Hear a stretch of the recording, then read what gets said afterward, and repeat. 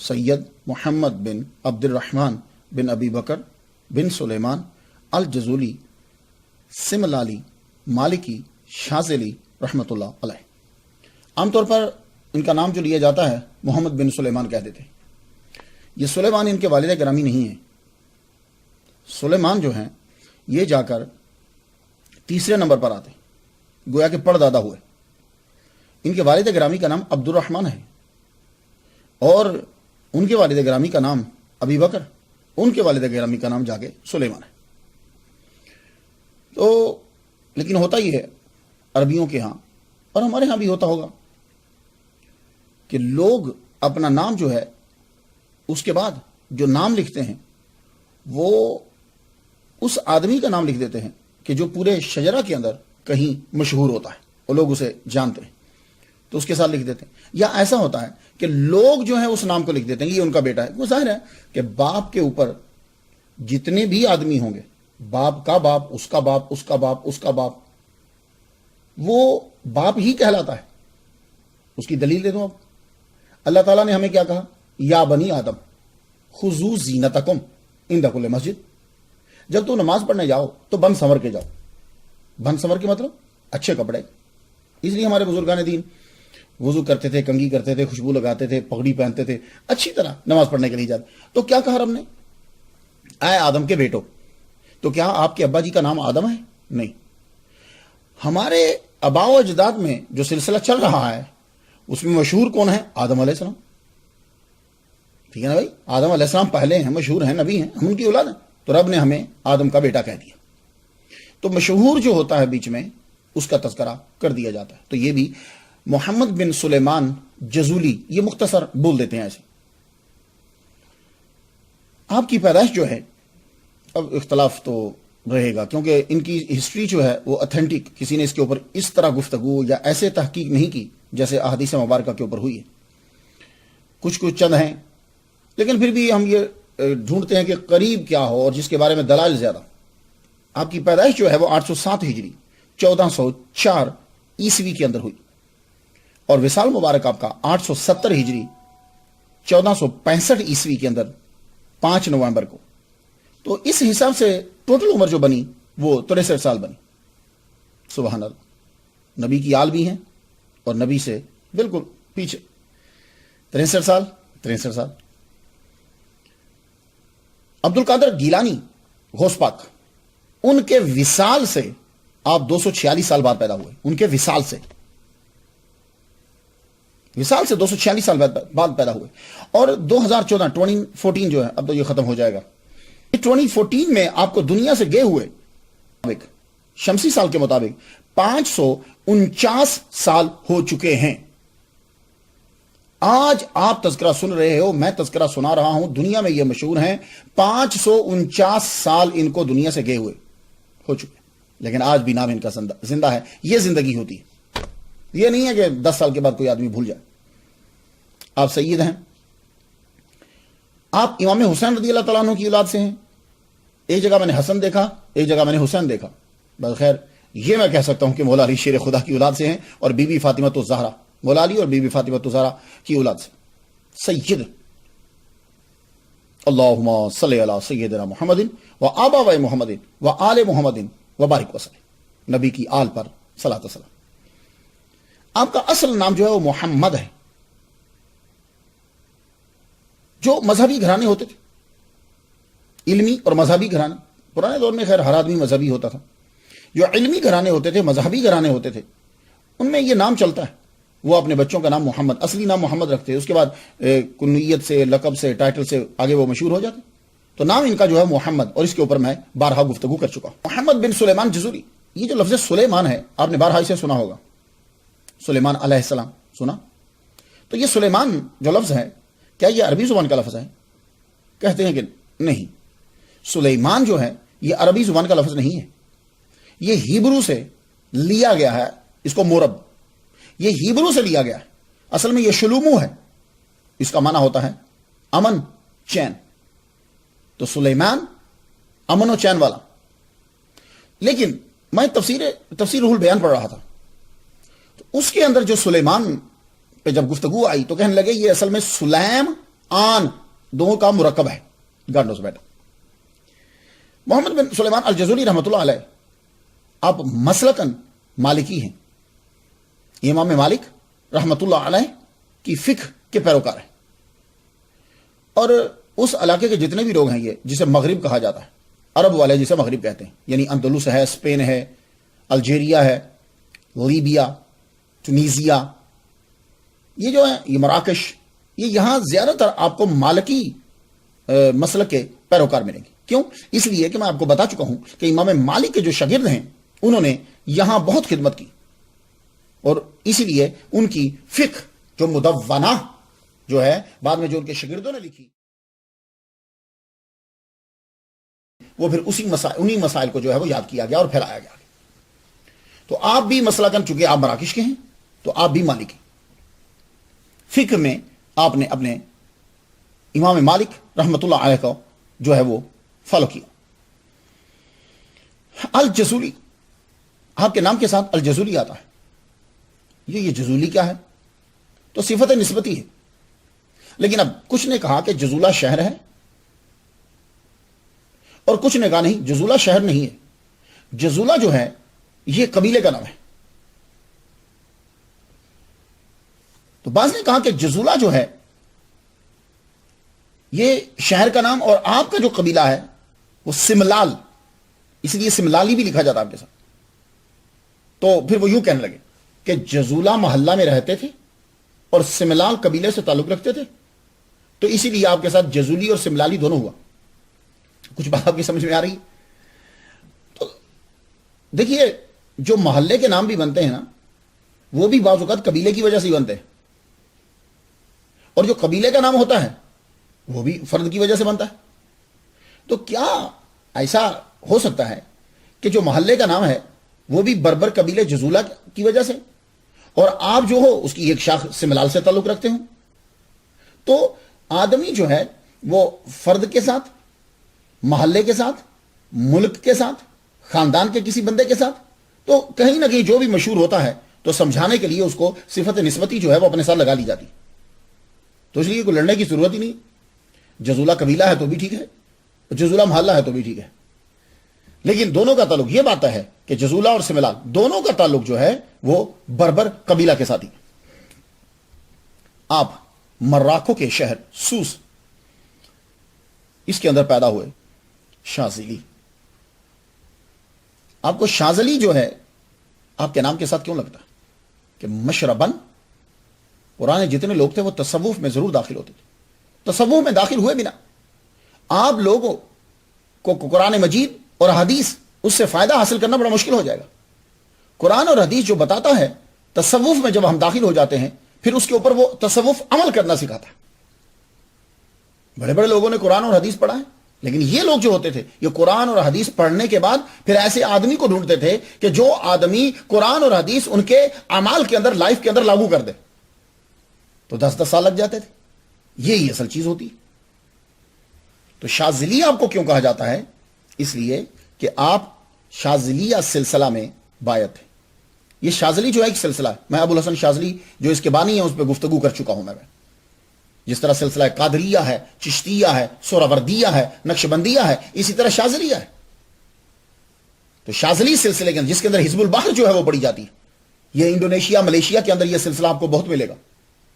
تو آپ جو ہے وہ بایت تھے شاذلی سلسلہ کے اندر.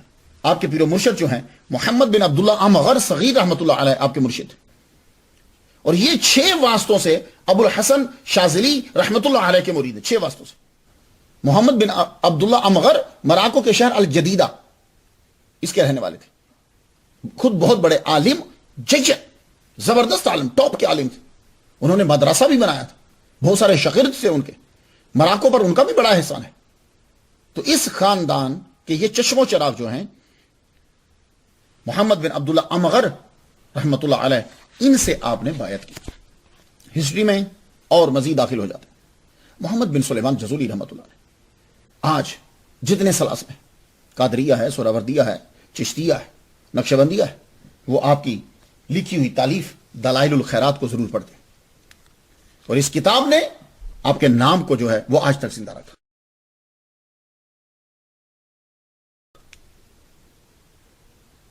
یہ کتاب جو ہے یہ آپ کے نام کو لے کر پوری دنیا میں پھیل گئی.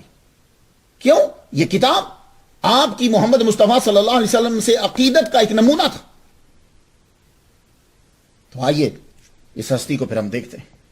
ابتدائی حالات کچھ تفصیل سے نہیں ملتے، لیکن اتنا ملتا ہے کہ آپ کا تعلق بربر قبیلے سے تھا. اور میں اس کا ذرا تھوڑا سا تعارف کروا دوں. لفظ بربر گریکوں نے، گریک یونانی، انہوں نے ان لوگوں کو دیا تھا کہ جو ان کے دیش کے نہیں تھے، باہر سے آتے تھے. جیسے انڈیا کے اندر ملیچ کا لفظ اسے دیا جاتا تھا کہ جو باہر سے آنے والا تھا، وہاں کا لوکل نہیں تھا. بعد میں لفظ ملیچ برا ہو گیا، ٹھیک ہے نا، پلیت آدمی کے لیے استعمال کرنے لگے. لیکن پرانی تاریخ میں جب جائیں تو ہر لفظ کی ایک تاریخ ہوتی ہے کہ وہ جس تاریخ میں وہ لفظ استعمال ہوا تھا کس معنی کے لیے وضع کیا گیا تھا. یہ بات یاد رکھیے گا. ہاں، بعض میں ایسا ہوتا ہے، بعض مرور زمانہ پھر وہ لفظ جو ہے وہ اپنے اصلی معنی کھو دیتا ہے. وہ کس تو لفظ جو ہوتا ہے وہ وضع کس کے لیے کیا گیا. اس کے بعد اور پھر ایک بات اور بتا دوں، وہ پرانی تاریخ میں بھلے سے اچھے معنی میں استعمال کیا گیا ہو، اگر اس دور میں وہ برے معنی میں ہے تو اب آپ اس کو اچھے معنی میں نہیں لے سکتے، وہ پھر اسی معنی کے اندر استعمال ہونے لگ جائے. ایک الگ گفتگو ہو جائے گی. تو گریکیوں نے بربر ان لوگوں کو کہا کہ جو لوگ وہاں کے نہیں تھے، باہر سے آئے تھے اور تعلیم یافتہ بھی نہیں تھے اور تہذیب یافتہ بھی نہیں تھے، آ کر خیموں میں رہتے تھے، دریاؤں کے کناروں پہ رہتے تھے، گروپس میں رہتے تھے، تو یہ ان کو کہتے تھے بربر. کچھ بات سمجھ میں آئی؟ تو یہ لوگ دریائے نیل کے ویسٹ کنارے پر رہتے تھے. مراکو، لیبیا، تونیزیا، مصر، الجیریا، برکینا فاسو، ان علاقوں میں یہ سب لوگ جو ہیں وہ پھیل گئے. اور یہ قبیلوں میں ہوتے تھے، بڑے ہوتے تھے، ان کی اپنی زبان ہوتی تھی. اب ہوتا کیا تھا کہ یہ جہاں جہاں رہتے تھے نسل ان کی بڑھتی جاتی، پھر جو ان کے اوپر قبضہ کر لیتا وہ اپنی زبان ان کے اوپر لاگو کر دیتا. جو ہی عرب پھیلے، طارق ابن زیاد، اموی حکومت جو ہے وہ پھیلی، تو ان لوگوں نے جو قریب تھے عربی اختیار کر لی. پھر فرینچ کی جب حکومت آ گئی تو فرینچ نے کیا کیا، انہوں نے بربر پر جب قبضہ کر لیا، مراکو ہے، یہ اس طرح کے جتنے علاقے ہیں، لیبیا ہے، جہاں جہاں یہ بربر رہتے تھے، جب ان کا قبضہ ہوا تو انہوں نے اپنی زبان فورس کر کے لاگو کر دی. یعنی سکول کے اندر اور باہر بھی فرینچ ہی بولنا ہے، سکول کے اندر بھی اور سکول سے باہر بھی، گھر کے اندر بھی. اس لیے آپ کو کچھ لفظ جو ہیں وہ ایسے ملیں گے اس کے. لیکن یہ جو محمد بن سلیمان جزولی رحمۃ اللہ علیہ، ان کا جو خاندان ہے، اس خاندان کی زبان کو جب اگر آپ جا کر چیک کریں تو اس کے الفابیٹ کے اندر بھی آپ کو عربی سے مماثلت نظر آئی. اور اشلخا جو ہے یہ ان کی زبان، اپنی زبان، اور ان لوگوں نے زیادہ تر عربی کو جو ہے وہ اڈاپٹ کر لیا. یہ لوگ، یہ خاندان جو تھا، یہ لوگ قرآن پڑھتے، حدیث پڑھتے، ان چیزوں میں ان کی دلچسپی جو ہے وہ بڑی. طارق ابن زیاد جو ہے وہ بربر تھا.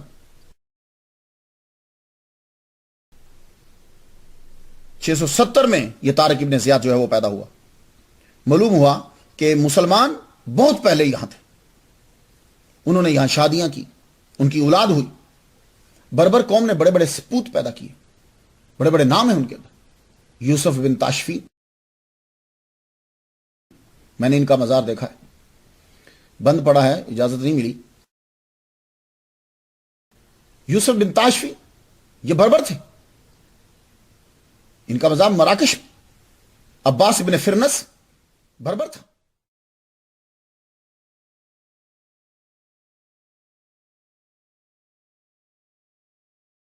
آپ جانتے ہیں یہ کون تھا؟ اس نے واٹر کلاک ایجاد کیا تھا. واٹر، پانی کے ساتھ، پانی کی مقدار اتنی جو ہے وہ نیچے ہوتی ہے، اس سے ٹائمنگ کا پتہ چلتا تھا. عباس ابن فرنس. ابن بطوطہ، اس کا نام تو ہر ایک نے سنا ہوگا، ابن بطوطہ کا نام. ابن بطوطہ جو ہے وہ اپنی کتاب الرحلہ کی وجہ سے پہچانا جاتا ہے. اس نے پوری دنیا کا تقریباً سفر کیا. یہ تقریباً کہہ رہا ہوں میں، لوگ کہہ دیتے ہیں وہ دنیا پھرا، یعنی بہت زیادہ پھرا. تو ابن بطوطہ جو ہے یہ بھی بربر تھا. 807 ہجری میں 1404 عیسوی کو سید عبد الرحمن جزولی رحمۃ اللہ علیہ کے ہاں ایک بچے نے جنم لیا، نام رکھا محمد. اور آپ کا خاندان اپنے قبیلے کے اندر بہت بڑا خاندان. اور امیر خاندان، آپ کا ایک مقام ہے. ظاہر ہے کہ آپ کا خاندان جو ہے وہ مسلمان، آپ کا خاندان عالم دین، اور آپ جو ہیں وہ سید آل رسول ہیں. اور سید اور آل رسول عزت و تعظیم. تو آپ کے والد گرامی خدا علی. اب جو علم کا گھرانہ ہوتا ہے وہاں بیسک چیزیں ہی وہ آ جاتی ہیں کہ جو پڑھنے کے بعد بندے کو حاصل ہوتی. یہاں پھر محمد بن سلیمان جزولی رحمۃ اللہ علیہ نے اپنے والد گرامی سے، گھر سے، محلے سے، وہاں سے تعلیم حاصل کی. قرآن مجید حفظ کیا، عربی سیکھی، سادات خاندان ہے، عربی سیکھی، بنیادی جتنی چیزیں تھیں وہ ساری سیکھی.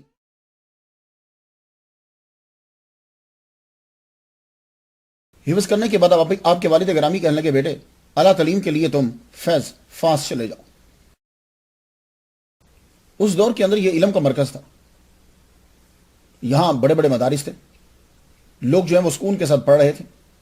محمد بن سلیمان جزولی رحمۃ اللہ علیہ اپنے آبائی شہر سے نکل کے فیض فاس، پرانا فاس کہتے تھے، آج کل فیض بولتے ہیں، فاس چلے گئے. وہاں پہنچے،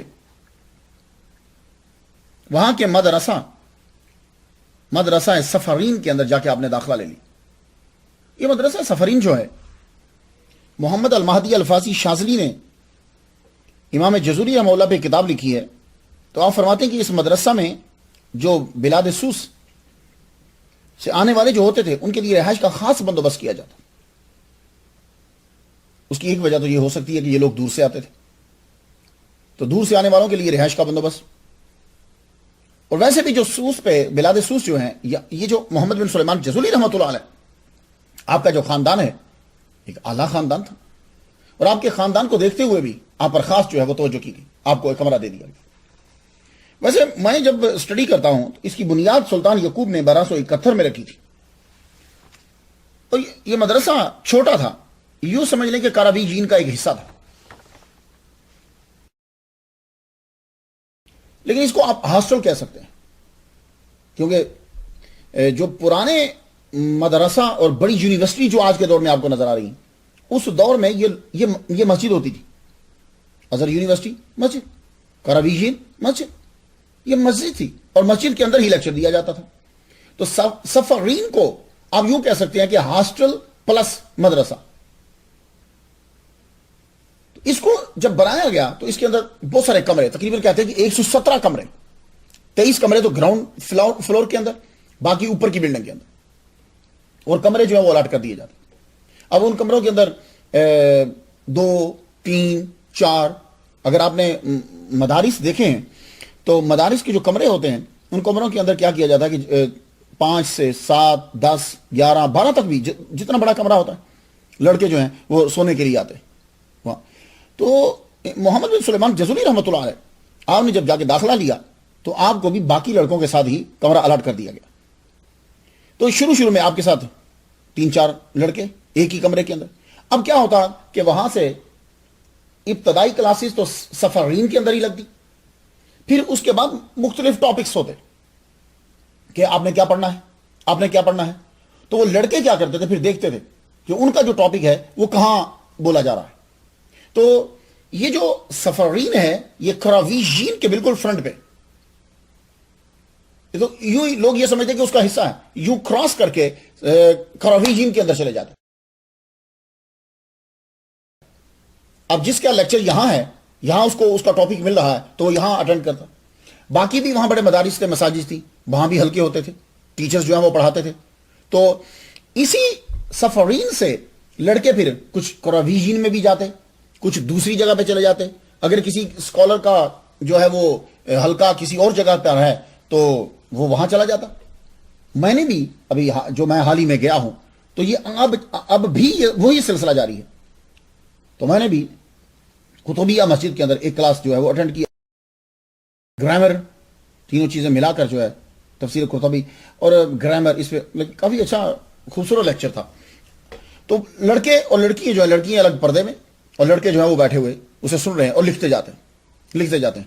سلام علی الیاسین پہ گفتگو جو ہے وہ ہو رہی تھی کہ سٹاپ جو ہے وہ کہاں کرنا، گرامر بھی، تجوید بھی، یہ ساری چیزیں، اور لڑکے جو ہیں وہ اسے نوٹ کرتے جا رہے ہیں.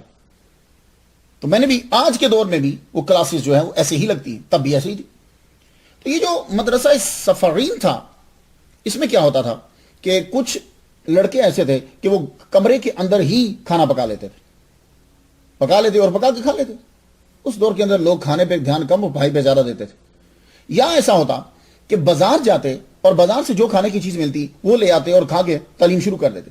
تیسرا طریقہ جو ہے اس دور کے اندر یہ تھا، جب محمد بن سلیمان جزولی رحمۃ اللہ علیہ فاس کے اندر جو ہے وہ تعلیم حاصل کرنے کے لیے گئے. تیسرا طریقہ یہ ہوتا تھا کہ لوگ جو ہوتے تھے ارد گرد کے لوگ یا امراء جو ہوتے تھے وہ کیا کرتے تھے کہ کھانا جو ہے وہ طلباء کو پرووائڈ کرتے تھے. طلباء جو ہے وہ کھانا کھا لیتے.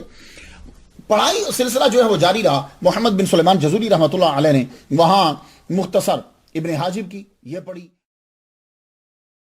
مدونہ وہ کتاب کے جو امام مالک کے فرامین ہیں، امام مالک سے پوچھے گئے سوالات ہیں، 6000 مسائل کا مجموعہ مدونہ جو ہے، اس مدونہ کو آپ نے بارہا اس کو جو ہے وہ پڑھا، آپ نے اس کو زبانی یاد کر لیا.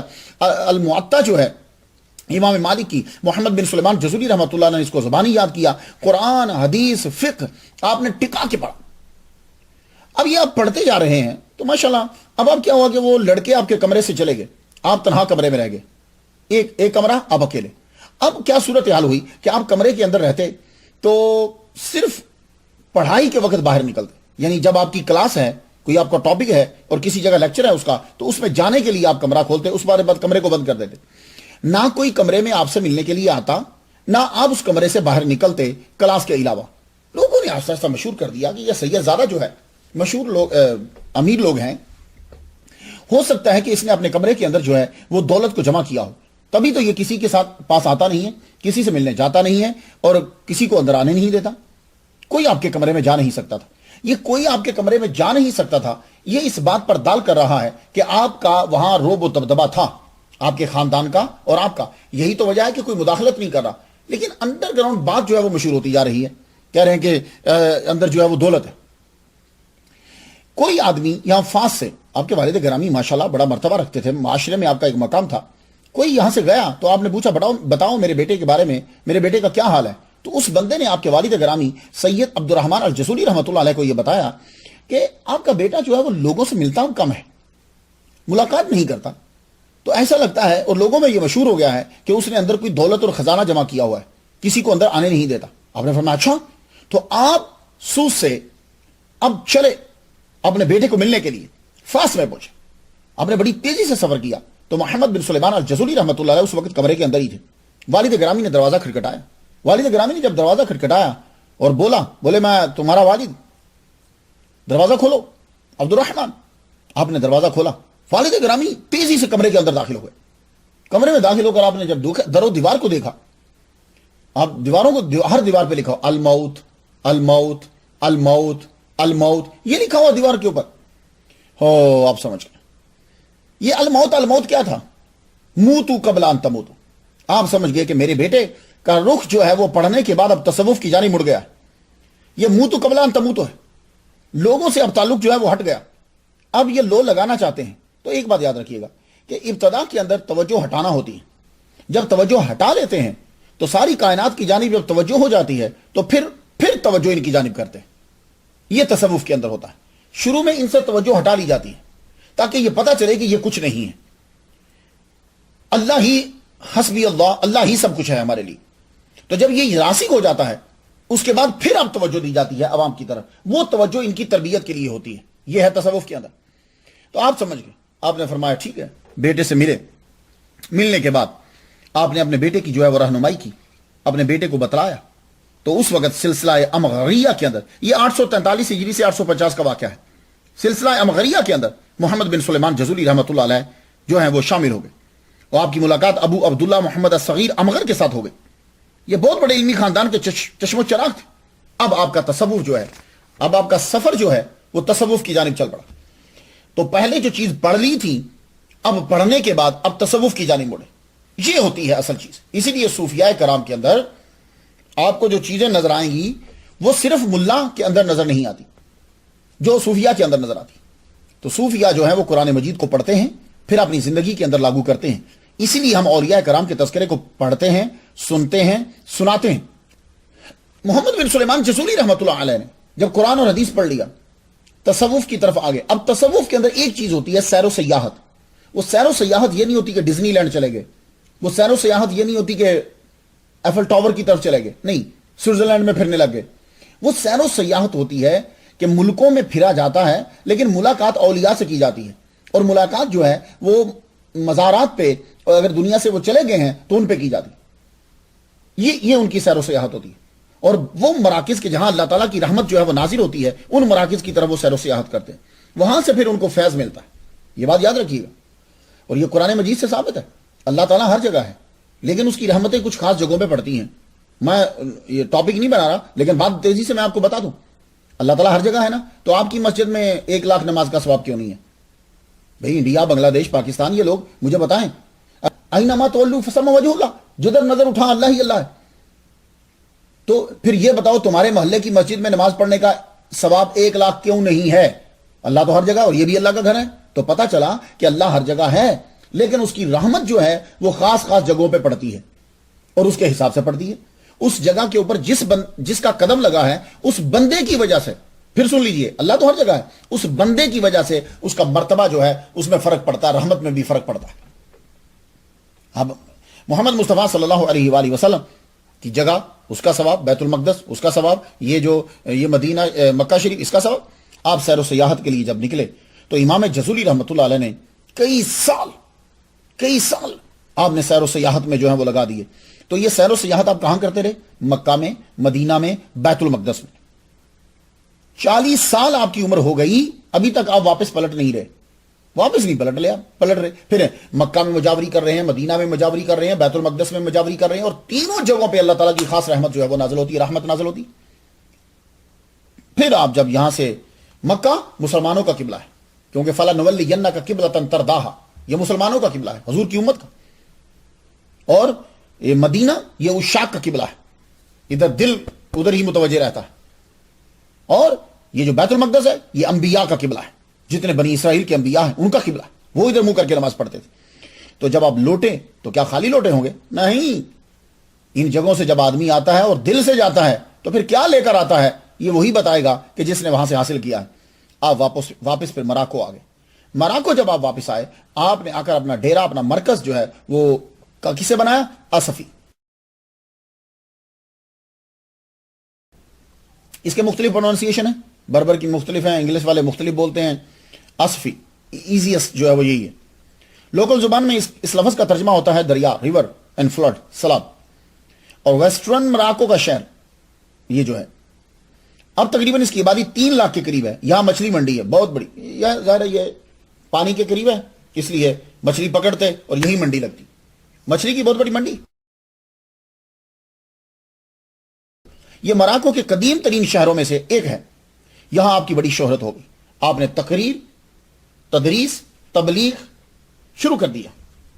لوگ جوک در جوک آپ کے حلقہ میں شامل ہونے لگے. اور وہاں طریقہ کار کیا ہوتا تھا کہ بیٹھ کے تقریر کی جاتی, طلباء آ کر اس کو سنتے, لکھتے, آگے لے جاتے. آپ کی تعداد اس شہر کے اندر, آپ کے چاہنے والوں کی تعداد جو ہے وہ 12,000 کے قریب ہو گئی. بھائی اس دور کے اندر 12,000 بہت زیادہ ہوتے تھے. کچھ وہاں سے آتے, کچھ دور دراز علاقے سے آتے. اتنی شہرت ہو گئی آپ کی اس علاقے میں کہ وہاں کا گورنر اور گورنمنٹ جو ہے وہ آپ سے کانپنے لگی. تو جب آدمی کی تعداد بڑھ جاتی ہے تو پھر کیا ہوتا ہے کہ جو گورنمنٹ ہوتی ہے وہ اس آدمی سے ڈرتی ہے. یہ آج بھی ہے. اسی لیے جو لوگ ہیں وہ اپنی تعداد کو بڑھاتے, مجمع زیادہ بڑھاتے ہیں کہ جتنا زیادہ مجمع ہوگا اتنا دوسرے کے اوپر جو ہے وہ اثر زیادہ ہوگا کہ یار اس کے ساتھ آدمی جو ہے وہ بہت زیادہ ہیں. تو تعداد جب بڑھ گئی تو وہ گورنر جو ہے وہ آپ کا جو ہے وہ مخالف ہو گیا. اللہ اکبر جل شانہ. خاندان بھی اعلیٰ, سید, آل رسول, عالم بھی, وارث رسول. اور آپ کا طریقہ یہ تھا کہ طلباء کا جمع غفیر ساتھ ہوتا اور آپ سفر کرتے. یہاں بیٹھ کر لیکچر دے دیا, آج وہاں لیکچر دے دیا, یہ بھی ایک طریقہ ہوتا ہے. تو یہ طریقہ جو ہے سبحان اللہ, اور اسی میں لطف اور مزہ آتا تھا. آپ محمد بن سلیمان جزولی رحمۃ اللہ علیہ کی ہسٹری جب ہم پڑھتے ہیں اور آپ کا یہ جو دور ہے, یہ تعلیم و تبلیغ و تدریس, تربیت, تقریر, یہ جو دور ہے, اس دور کے اندر ایک نام ہمیں احمد زروق رحمۃ اللہ علیہ کا بھی ملتا ہے.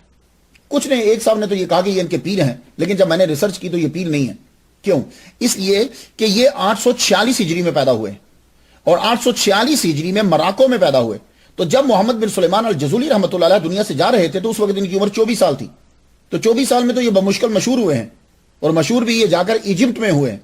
تو اس لیے یہ تو نہیں کہا جا سکتا کہ یہ ان کے پیر ہیں. ہاں یہ کہا جا سکتا ہے کہ انہوں نے بڑا علم حاصل کیا اور یہ بھی مشہور ہوں گے.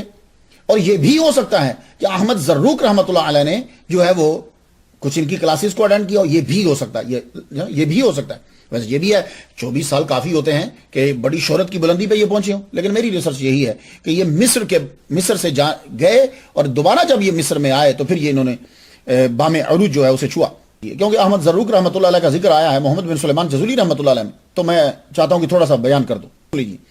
شیخ شہاب الدین ابو العباس احمد زروق بن احمد بن محمد بن عیسیٰ برنوسی الفاسی شاذلی رحمۃ اللہ. یہ شاذلیہ سلسلہ کی ایک شاخ زروقیہ کے بھی بانی کہے جاتے ہیں. بانی بنایا گیا, خود انہوں نے یہ نہیں کہا کہ میرا سلسلہ زروقیہ ہے. آپ کی ولادت کے پہ ماں اور باپ دونوں 7 دن آپ کو پیدا ہوئے. آپ کی ولادت کے 7 دن بعد دونوں کا وصال ہو گیا. آپ کی دادی نے آپ کو پالا, آپ نے پھر پڑھا. انہوں نے امام ابن حجر اسقلانی رحمۃ اللہ علیہ کے شاگردوں سے تعلیم حاصل کی. امام جزولی رحمۃ اللہ علیہ سے ملاقات ہوئی, اور امام جزولی رحمۃ اللہ کے وصال سے 3 سال بعد یہ حج کرنے کے لیے گئے. حج کے بعد مدینہ گئے. مدینہ میں انہوں نے 3 سال پھر مجاوری کی. دیکھا یہ لوگ جو اولیاء کرام تھے سرکار صلی اللہ علیہ وسلم کے در پر سرکار کے روزے کی نیت کر کے جاتے, وہاں جا کے مجاوری کرتے, خدمت, پھر وہاں سے فیض ملتا, پھر آ کر لوگوں کو تبلیغ کرتے. آپ واپس جب آئے مصر میں, پھر ایجپٹ میں پہنچے. طبقات شاذلیہ میں لکھا ہے کہ آپ کی مصر میں اتنی شہرت ہوئی کہ آپ کے گرد علم حاصل کرنے والوں کا جم غفیر ہو گیا. زیادہ شہرت ہوئی تو ازہر یونیورسٹی, وہاں کی انتظامیہ نے یہ کہا کہ جب باہر آپ لیکچر دیتے ہو اتنے لوگ ہوتے, 6-6 ہزار کے قریب لوگ ہو جاتے. تو جب اتنے لوگ ہوتے ہیں تو آپ ہماری یونیورسٹی کے ہی ممبر بن جائیے, ممبر کا ٹیچر بن جائیے, اور آپ کے لیے ایک خاص, یہ بھی مراکو کے ہیں, آپ کے لیے ایک خاص کرسی وہاں رکھ دی گئی, اور آپ کو مالکیہ فقہ کا جو ہے وہ آپ کو ہیڈ بنا دیا گیا. آپ وہاں جو ہے وہ لیکچر دیتے. آپ کی شہرت جو ہے وہ بڑی. تو اس دور کے شاہی خاندان بھی آپ کے عقیدت مندوں میں شامل ہوئے, بڑی عزت کرتے, بڑی عزت کی نگاہ سے دیکھا جاتا. آپ نے 50 سے اوپر کتابیں لکھی. 894 ہجری میں تیسرا حج کرنے گئے. واپس جب آئے تو آپ پھر زیادہ تر پھر اب مراقبہ, چلا کشی, کمرے میں بند رہتے. 18 صفر 899 ہجری میں 53 سال کی عمر میں وصال پا گئے. مزار آپ کا مسوراتا لیبیا میں ہے. محمد بن سلیمان جزولی رحمۃ اللہ علیہ, آپ کا دور زبردست دور, تصوف کا دور. آپ نے مراکو میں علم اور تصوف کو عام کیا. آپ کی علمیت کا اندازہ بہتر انداز میں لگ جاتا ہے اگر اس دور کا حاکم آپ کا دشمن نہ ہوتا. پھر کچھ پتا چلتا ڈیٹیل کے ساتھ تفصیل آتی کہ محمد بن سلیمان جزولی رحمۃ اللہ علیہ جو ہیں وہ کیا تھے. اب یہ کہ جب حاکم دشمن ہوتا ہے نا, تو پرانے دور میں کیا ہوتا تھا کہ حاکم کے برابر میں جو چیز آتی تھی وہ اس کے بارے میں لکھنے اور بولنے نہیں دیتا تھا. وہ دولت کا استعمال کر کے منہ بند کر دیتا تھا, اور خوف کا استعمال کر کے وہ اس کی سوچ بند کر دیتا تھا. بس تو یہ چیزیں استعمال کی جاتی تھی, ورنہ ڈیٹیل کے ساتھ اور چیزیں ظاہر ہوتی. کتاب لکھی بھی گئی تو 200 سال کے بعد لکھی گئی. اب 200 سال کے بعد جو کتاب لکھی جائے گی وہ کتنا ہمیں بتائے گی ان کے بارے میں. لیکن پوری دنیا کے اندر محمد بن سلیمان جزولی رحمۃ اللہ علیہ مشہور ہوئے تو اپنی کتاب دلائل الخیرات کی وجہ سے. یہ دلائل الخیرات کا پورا نام جو ہے یہ دلائل الخیرات و شوارق الانوار فی ذکر الصلاۃ علی النبی المختار. اللہ اکبر جل شانہ, سبحان اللہ. یہ جو کتاب ہے اس کا سبب تالیف کیا بنا, کیا ریزن بنی کہ آپ نے اس کتاب کو لکھا. مجھے لگتا ہے کہ اور بھی بڑی کتابیں ہوں گی آپ کی, لیکن ہم تک نہیں پہنچ پائیں اس لیے کہ آپ کو زہر دے کر شہید کر دیا گیا تھا. تو اس سے اندازہ ہوتا ہے کہ بہت بڑا ہنگامہ ہوا آپ کے دور کے اندر. آپ سے لوگ بہت جو ہیں وہ خائف تھے, حکومت جو ہے. یہ کتاب جو ہے وہ کسی طرح نکل گئی. آپ کے شاگرد جو ہیں وہ اس کتاب کو لے کر باہر چلے گئے. تو جب باہر چلے گئے تو وہ کتاب جو ہے وہ اور اس کتاب نے ہی ہمیں آپ کی علمیت کو بتا دیا کہ عربی میں آپ ماہر ہیں, حدیث میں آپ ماہر ہیں, شاعری میں آپ ماہر ہیں, تصوف میں آپ ماہر ہیں, محمد مصطفیٰ صلی اللہ علیہ وسلم کے عشق میں ڈوبے ہوئے ہیں, اور آپ کو ہر چیز پر عبور حاصل ہے. یہ اس کتاب, اکیلی کتاب نے بتا دی.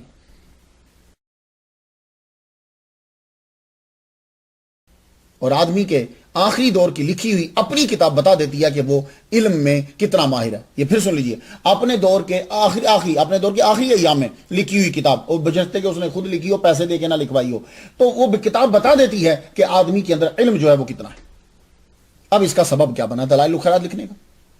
آپ ظاہر ہے صفی شہر کے اندر آپ تو مشہور تھے، اور اپنے شاگردوں کو لے کر آپ ساتھ جاتے، تو آپ جا رہے تھے تو زور کی نماز کا وقت ہو گیا، اور قدرتی آپ کو وضو کرنا تھا.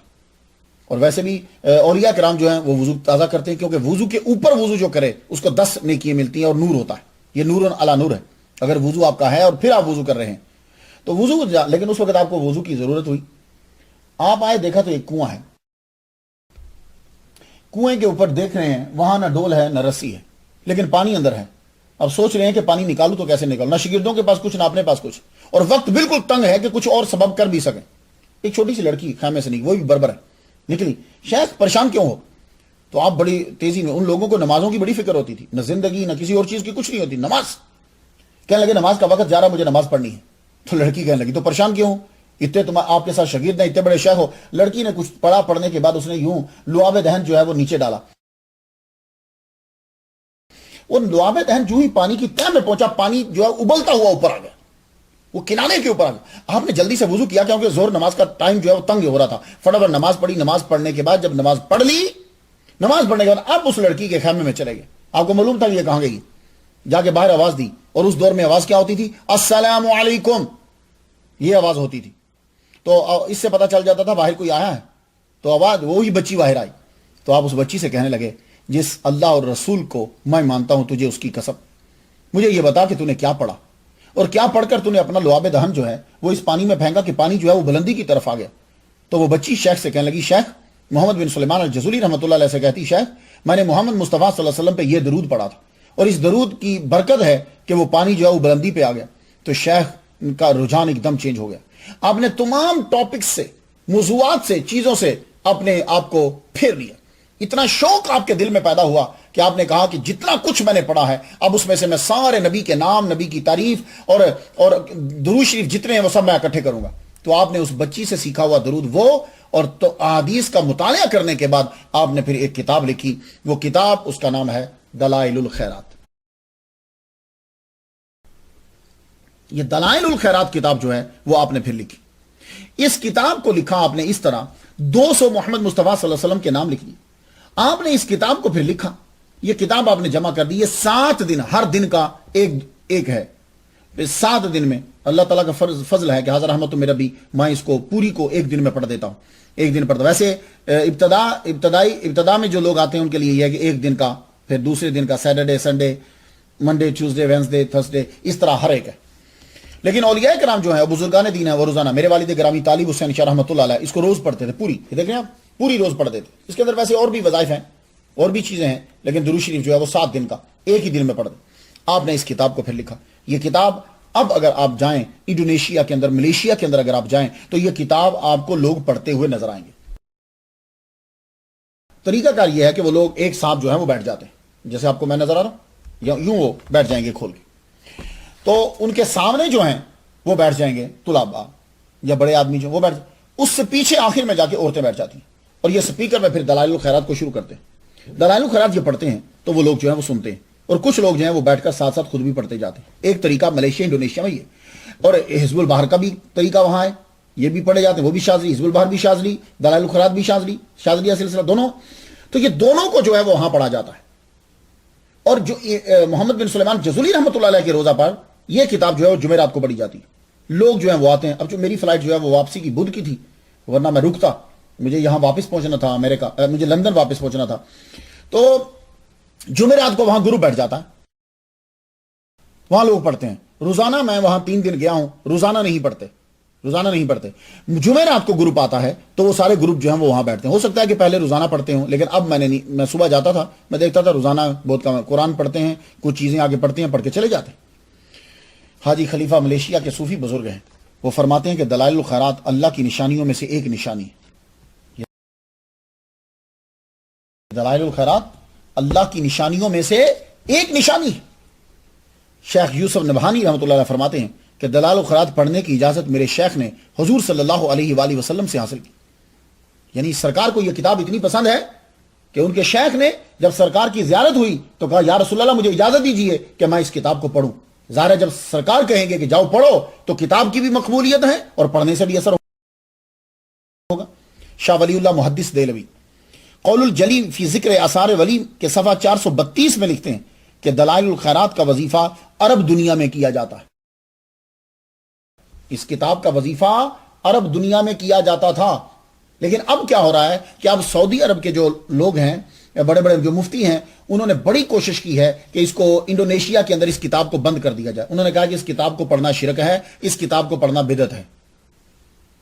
میں پھر اس کی اسٹڈی کرنے لگا. ابھی میں آپ کو بتاؤں گا کہ اس کتاب کے اندر انہوں نے کہا جی لیکن بند نہیں ہوئی, یہ کتاب پھر بھی پڑھی جا رہی ہے. تو شاہ ولی اللہ محدث دہلوی فرماتے ہیں کہ عرب دنیا کے اندر بھی یہ پڑھی جاتی اور اس سے آسمانی برکات حاصل ہوتی. شاہ ولی اللہ خود اسے پڑھتے تھے, آپ کی اولاد اسے پڑھتی تھی, آپ کے مریدین جو ہیں وہ اسے پڑھتے تھے. تو پتہ چلا کہ جو لوگ ہندوستان میں شاہ ولی اللہ کو مانتے ہیں اور خود کو کہتے ہیں کہ ہم حدیث کے پیروکار ہیں اور شاہ ولی اللہ ہمارے لیڈر ہیں, تو شاہ ولی اللہ اس کتاب کو پڑھتے تھے, ان کی اولاد پڑھتی تھی اور فرماتے ہیں کہ آسمانی برکات حاصل کرنے کا یہ کتاب ذریعہ. دعاؤں کا مجموعہ اور وظائف کا مجموعہ, یہ دلائل الخیرات, یہ سب کے لیے وہ لکھ گئے. اب اس کے اندر کیا ہے؟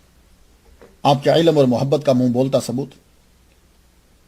حدیث مبارکہ جتنی آپ کو زبانی یاد تھی. دیکھو آج کے دور کے اندر کسی ٹاپک کو لکھنا ہو اور ساری حدیث لینی ہو تو بڑی آسان ہے. ابھی نیٹ کو کھولو, بخاری اور مسلم, ابو داؤد, ترمذی, نسائی, ابن ماجہ, ساری کتابیں سامنے کھولو اور اس میں سے وہ ٹاپک لے کر. آج بڑا ایزی ہے.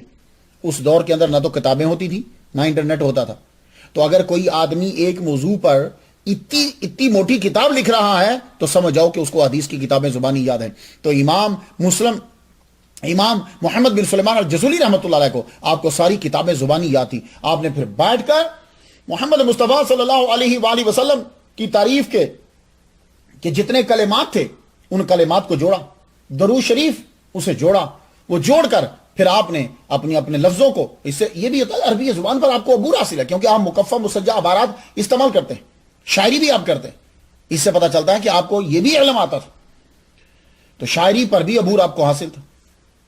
تو شاعری کا نمونہ بھی دلائل الخیرات کے اندر ملے گا. حزب سامن جو ہے 8ویں پڑھیں تو معلوم ہوگا آپ کیا کہتے ہیں.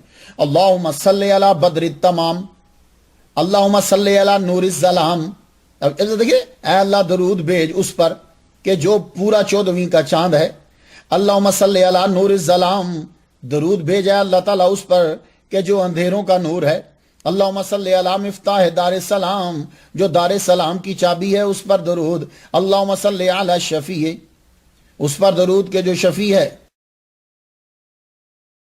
امت مسلمہ ہے. اب یہ دیکھ رہے بدر تمام نور الظلام مفتاح دار السلام, دیکھیں حزب سامن. اب پیر کا ورد جب شروع میں کیا خوبصورت الفاظ ہیں.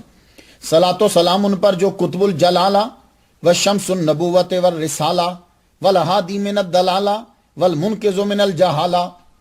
لفظوں کا دیکھ رہے ہیں آپ, اللہ اکبر, خدا کی قسم عشق کی انتہا کر دی.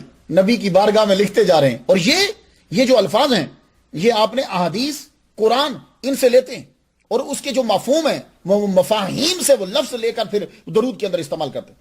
حزب سامن کے آخر میں اللہ سے دعا کرتے ہیں. اس سے معلوم ہوا کہ آپ کو حدیث معلوم تھی. دیکھو نا کہ دعا جب مانگنی ہو تو کیا طریقہ ہے, درود پڑھو, پھر دعا مانگو, پھر درود پڑھو. تو اللہ تعالیٰ درود کو رد نہیں کرتا, اللہ تعالیٰ اسے قبول کرتا ہے. تو اب اگر دو درود کے بیچ میں دعا ہوگی تو اسے قبول کرے اور اسے چھوڑ دے,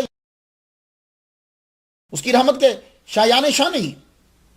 تو آپ دلائل الخیرات کے اندر کیا کیا کہ آپ درود لکھتے ہیں, صلاۃ و سلام لکھتے ہیں, صلاۃ و سلام کے بیچ میں دعائیں لکھتے ہیں کہ جو پڑھنے والا ہے اس کی دعا قبول ہو. اب ذرا سنیے کیا دعا. اللہم ارحم تضرعنا وآمن خوفنا وتقبل اعمالنا واصلح احوالنا واجعل بطاعتك اشتغالنا والى الخير معالنا وحقق بالزیادت اعمالنا واختم بالسعادت آجالنا. کتنی خوبصورت دعا ہے. مجھے نہیں سمجھ آتی تھی کہ سعودی عرب کے مفتیوں نے اس کو شرک کیوں قرار دیا. یہ دیکھو, یہ اللہ سے دعا مانگ رہے ہیں. ایسی دعا تو عربی خود آج کا مفتی نہیں مانگ سکتا. کیا آپ کو یہ دعا یاد ہے؟ کیا آپ نے کبھی زندگی میں یہ دعا مانگی ہے؟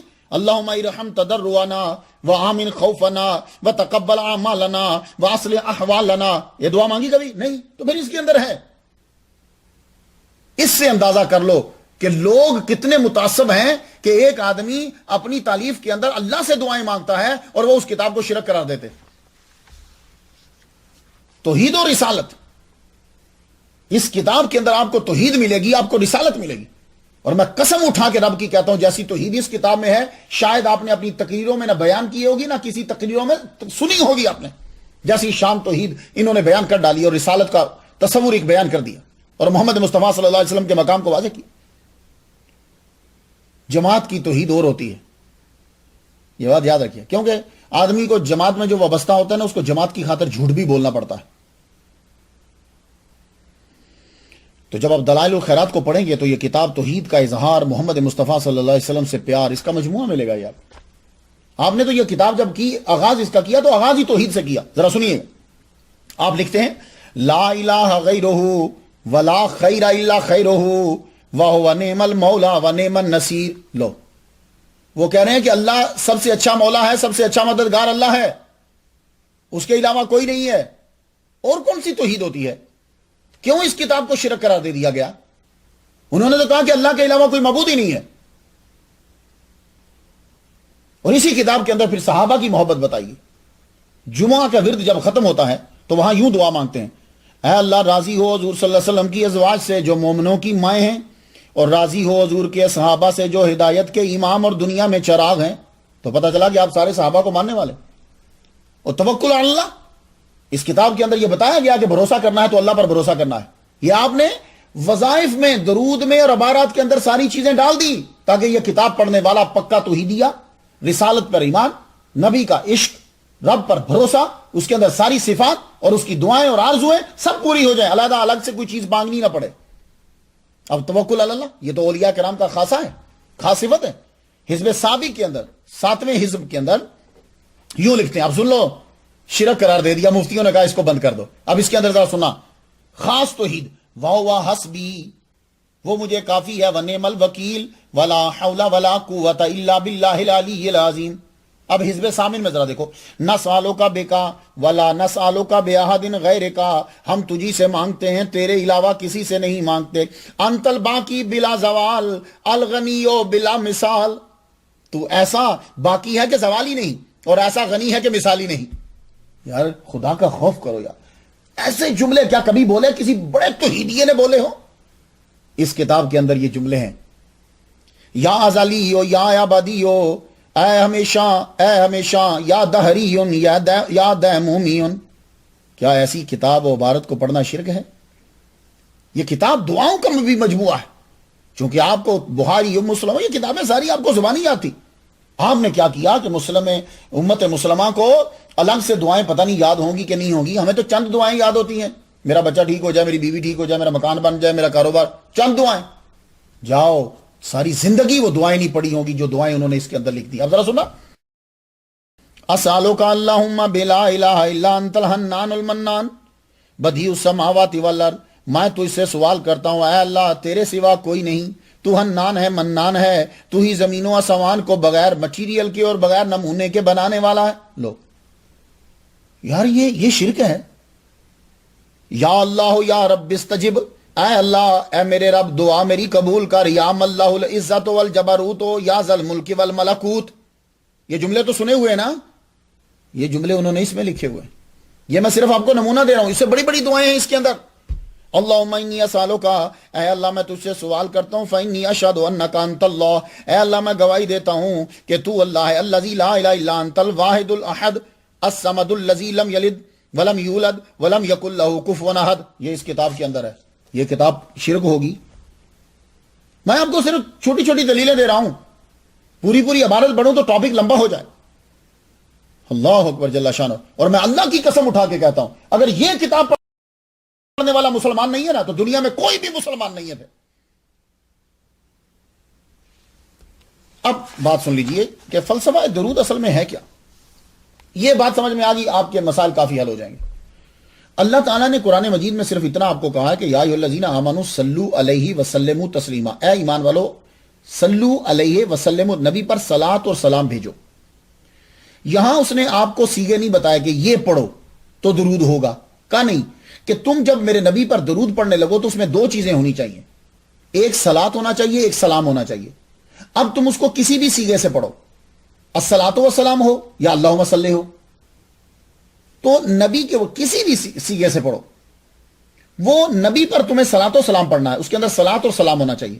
اب اللہ تعالیٰ نے کوئی کنڈیشن بیان نہیں کی کہ کھڑے ہو کے پڑھو، بیٹھ کے پڑھو، لیٹ کے پڑھو، نہیں، یہ بھی چھوڑ دیا. کس سیغے کو استعمال کرنا ہے یہ بھی چھوڑ دیا. بس تم نے میرے نبی پر درود پڑھنا ہے، تو نبی کا نام کیا لینا ہے یہ بھی نہیں بتایا. اب جو میرے نبی کی صفاتی نام ہیں، تو محمد بن سلیمان جزولی رحمۃ اللہ علیہ نے قرآن کی آیت پر عمل کرتے ہوئے کتاب کو جمع کر دیا. اب انہوں نے کیا کیا کہ انہوں نے اللہم صلی علی کہا، صلاۃ و سلام بھی کہا ہے. اللہم صلی کیوں کہتے ہیں؟ ہماری زبانیں اس قابل نہیں ہے کہ ہم نبی پر رحمت بھیجیں، تو ہم پلٹ کے اللہ سے یہ عرض کرتے ہیں، یا اللہ تو اپنے نبی کے مقام کو جانتا ہے، تو اپنے نبی پر رحمت نازل فرما. اب حضور صلی اللہ علیہ وسلم نے یہ فرمایا کہ مجھ پر درود بھیجو تو کثرت سے بھیجو. اب بتاؤ یہ کثرت کو کون مائی کا لال پورا کرے گا؟ کوئی پورا کر سکتا ہے کثرت سے بھیجو؟ تمہاری زندگی کتنی ہے؟ 60 سال. اب 60 سال میں تم کتنا روز بھی درود پڑھو تو تبھی کثرت نہیں ہو رہا.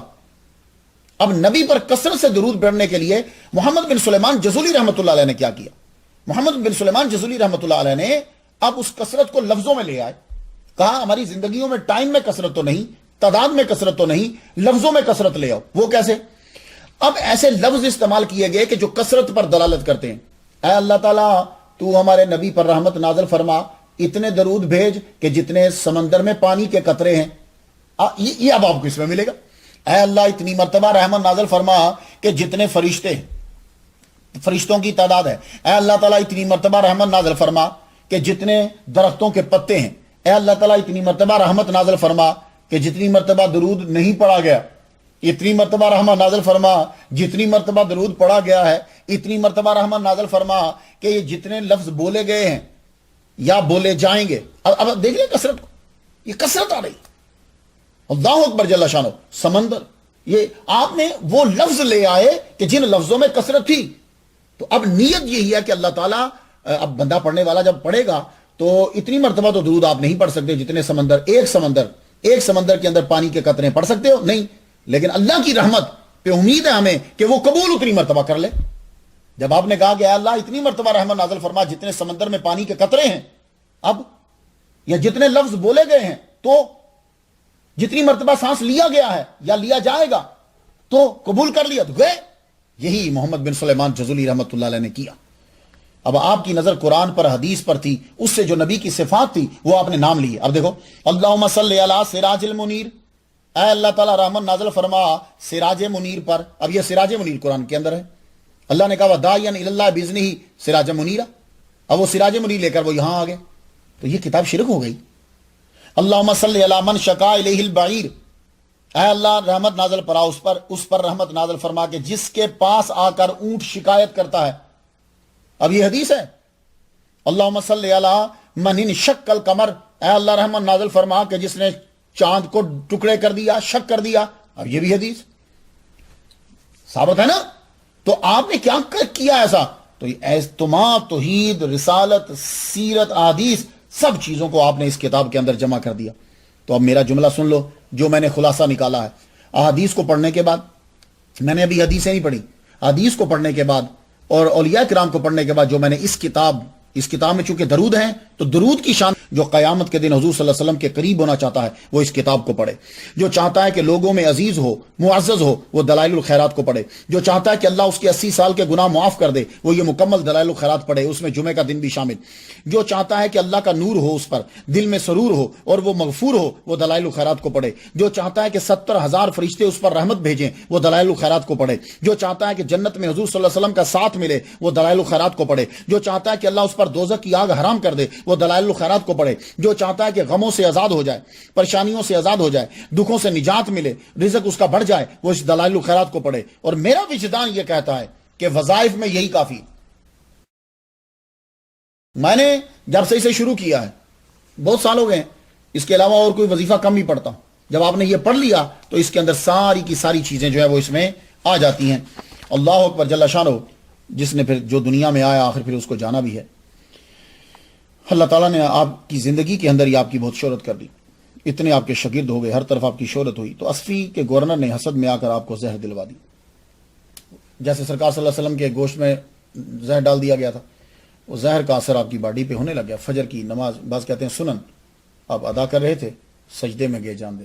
یہ اس کی میں دعا کرتا ہوں کہ اللہ پاک ایسی موت دے, کیونکہ سجدے میں اگر کسی مسلمان کی جان نکل گئی ہے نا تو بس پھر سمجھ جاؤ کہ اس نے نوکر نے مالک کی چوکھٹ پر سر رکھ کے جان دے دی, اور یہ اس کی غلامی عبودیت کی قبولیت کی دلیل ہے.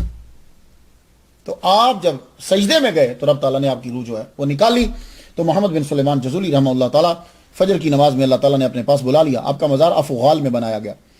77 سال کے بعد 77 ایئرز کے بعد آپ کا جسد انور جو ہے وہ افغال سے نکالا.